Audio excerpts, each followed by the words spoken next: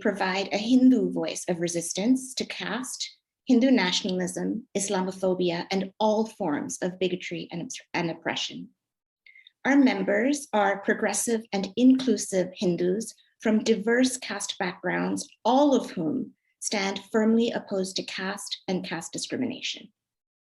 In our work against caste and Hindu nationalism, we have the honor of working alongside several Dalit, Ambedkarite, and anti-caste organizations, both in the United States and in India. The scale of caste oppression and violence in India is truly overwhelming. Many Hindus just finished celebrating the festivals of Navratri and Dasara, and even in these celebrations of these festivals this year, we saw caste violence. In the southern state of Telangana, a dozen Dalit youths were attacked by an upper caste Hindu mob for protesting what they saw as a casteist ritual. In the western state of Gujarat, a Dalit woman and her 11-year-old niece were barred from participating in Garba, the joyful group dance that many associate with Navratri. 4 years ago in the same state, an upper caste man killed a 20-year-old Dalit man for simply watching a Garba performance. And just 2 weeks ago, a district court finally gave him a 6-year jail sentence.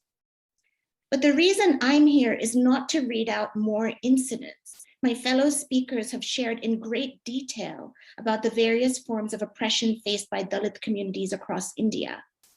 I want to convince those of you in the US government about why caste violence is a crucial issue when it comes to US-India policy.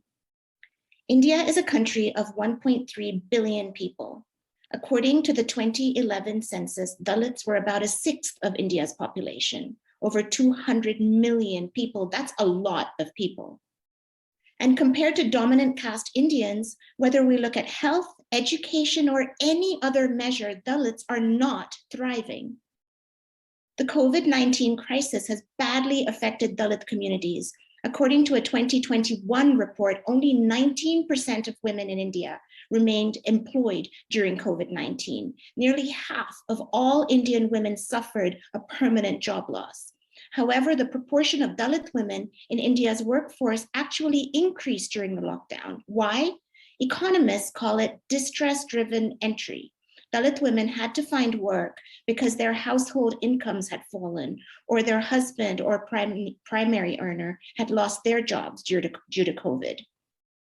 More broadly, when it comes to health, a 2018 United Nations study found that Dalit women die 15 years younger than dominant caste women. Studies show that 56% of Dalit women are anemic, while the national average is 53%. I want to emphasize again that we're talking about a sixth of India's population. That's more than the population of most countries. Since 1950, India has had a system of affirmative action for oppressed castes. The government has reserved a portion of government jobs, college admissions, and elected positions from the village level to the parliament for Dalits and Adivasis. This system is meant to provide Dalits and other communities with increased dignity and opportunities. However, here again, we see a quarter of India's population facing severe challenges to accessing employment and education. Under the 1950 presidential order, only Dalit Hindus were allowed to access affirmative action benefits. 6 years later, Dalit Sikhs were added, and 40 years later, in 1990, Dalit Buddhists were included as well. Today, over 70 years after this act was passed, Dalit Muslims and Christians are still barred from accessing affirmative action benefits. This is a major religious freedom issue. Millions of people in India are unable to freely change their religious identity because they will lose access to crucial life-sustaining affirmative action policies. For example, around 60% of India's 25 million Christians are Dalit or Adivasi. Millions of Christian and Muslim Dalits are being denied benefits that they are eligible for as Dalits. It is well documented that Dalit Christians and Muslims face caste discrimination within their own communities. It is deeply troubling that due to their caste, they are unable to access even the affirmative action policies that are meant to benefit their community. As Indian human rights lawyer Themina Arora wrote last year, we can no longer deny Dalits their freedom of religion and penalize them for choosing a particular religious tradition. The government of India must adopt the recommendations of the National Commission to review the working of the Constitution, to completely delink the scheduled caste status from religion and make the scheduled caste net fully religion neutral like that of the scheduled tribes. When Deputy Secretary of State Wendy Sherman visited India just a few weeks ago, she declared that we each have a serious stake in the other's success. She also said that she truly believes that there is no challenge so great that the United States and India cannot overcome by working together.